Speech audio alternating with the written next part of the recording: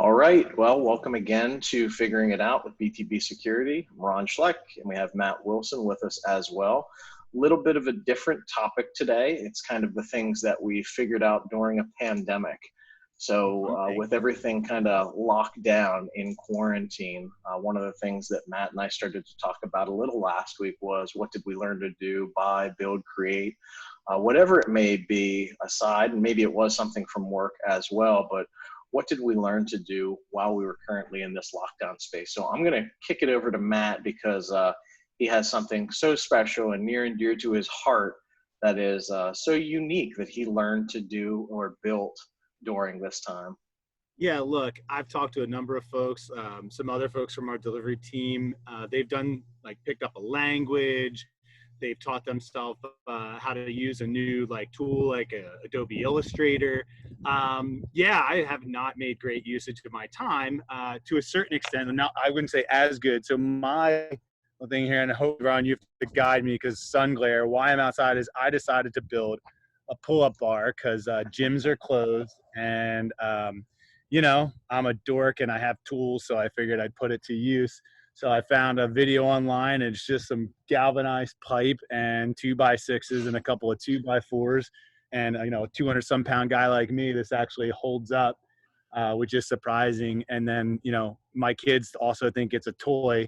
So the problem is they can't do any pull-ups. So I have to then help them. How many pull-ups can you do in a row? I think right now I could probably do 15. And has that number increased because of what you built? When I started, I could probably do 10.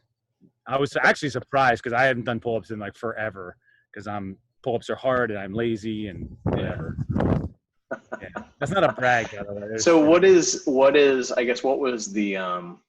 was the real push behind a pull-up bar? I mean, it's like everybody tried to get home gym equipment, it seems. So stuff went out of stock and whatever, but why out of everything a pull-up bar? So it's actually a really lame reason. So one of the YouTube videos that has a bunch of routines that's all body weight stuff, that because I don't have any home equipment per se. Okay. It was pull-ups and chin-ups and stuff. Now he had alternatives to his credit that you could use. You could just find other ways to do it. But I'm around the same time, a buddy of mine was getting a delivery from Home Depot and asked if I needed anything. I'm like, could you throw some 2x6s and 2x4s and some tape on there? And he did. So, roughly $100 in material later, we have this. I had exterior paint line around. That's why it's black. And I had white spray paint line around, which is fortunately the color because a black handle would probably really stink in the sun. So it's not too bad now that the weather's getting nicer, but what's the plan for winter time? I mean, will it be to continue to do outside pull-ups next winter? You're assuming I've thought that far ahead, which is a really terrible assumption.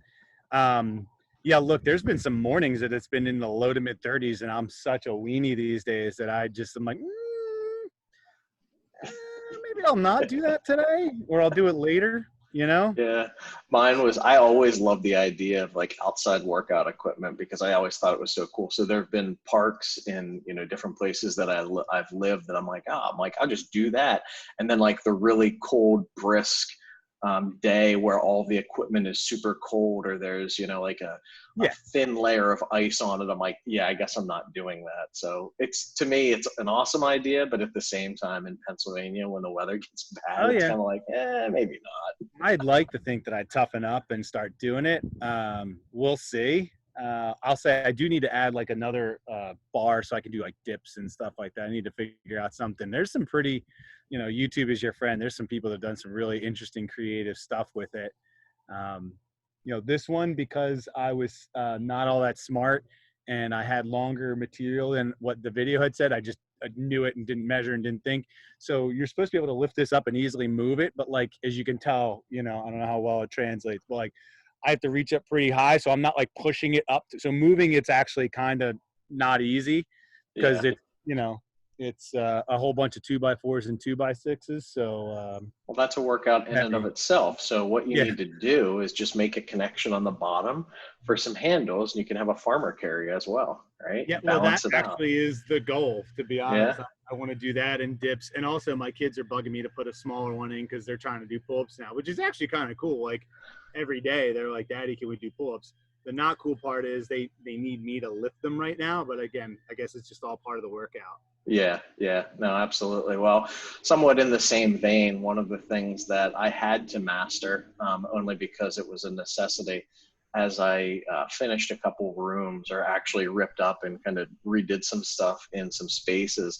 One of the really hard things to try to schedule is carpet installation. So I could have either waited until sometime possibly in July to have carpet installed, because since it's been so backed up and it's not one of those trades that is allowed to operate, I could probably find somebody that does it and have them, install it for me, or just pick it up myself. So I decided to, kind of go that YouTube route as well. I don't have the pictures, or I don't have the walkthrough. If I would have thought of it, I could have done the walkthrough of the finished product. But laying down tack strip, laying down padding, making sure that the padding was, appropriate cover, it was good for the area, it was appropriate thickness, blah, blah, blah, picking the right carpet, getting the carpet cut, then laying it. Not too overly difficult, and I consider myself pretty handy. I think the more difficult part is just having the patience to, kind of try something and, not expecting perfection right away. Like, I was very frustrated because there was one corner in the one room that it just had like a little bit of a rise, and like no one else could see it. Everyone was like, it's flat. I'm like, it's not flat. Like, I'm here on the ground. It's not flat. I'm going to continue. But it was really just, kind of looking at it and then figuring out the physics of how the carpet laid and then how I needed to stretch it to actually get it. But physically, cutting the carpet down and then like doing the kicking of it, like the knee kicks for the carpet. I did. And I bought like one of the cheaper ones. I'm like, I'm going to use this once. Like, I'm probably not going to lay that much carpet, but at the same time, it was like $15. They had an $80 kicker. And I'm like, no, I'm not spending $80 on a tool that I'm going to use like twice in two rooms. I take the opposite tact. I'm like, I have this thing for 35 years. I'll run into another carpet install. Right. So like, I have a garage full of expensive tools. I did it. And in most cases, if I know I'm going to use stuff, if there's a good chance I'm going to use stuff again, I'll always just default and buy the tool. But for this one, I'm like, I couldn't see that much of a difference between what was $15 and what was $80. Like, it's a tool, you jam your knee into it and it has little hooks that pulls the carpet. It worked absolutely fine. It was probably a little bit shorter based on my height, but it actually worked really well. I'm pretty proud of the job that I did. I probably did it in, I don't know, 3 times the amount of time that it would take a professional installer to do it all. But at the same time, I didn't, I allowed enough time to put myself in a position where I didn't have to rush. I basically had like an entire half a day, and I'm like, all right, I have this room and another room. Like, I'm just going to lay it out. I know what I need to do. If I lay it out, I kind of kick it into the right place. I trim one area and then do the same thing. I just kept doing it kind of in like steps.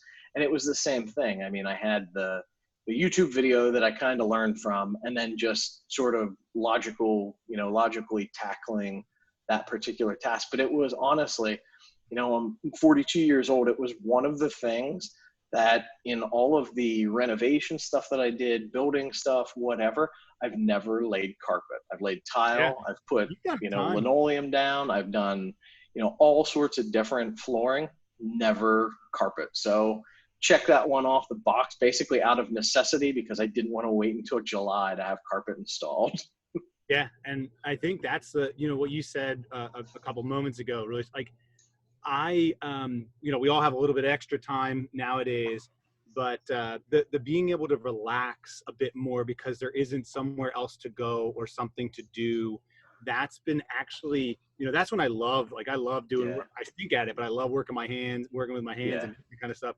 And I've had a couple of little projects where I can just, if I'm in the garage for 2 hours or 4 hours, who cares? Yeah, exactly. Well, that's what I learned. It looks like we both Yeah, kind of got a little handy outside of work with the extra time and then also the something necessity to constructive. get some stuff done.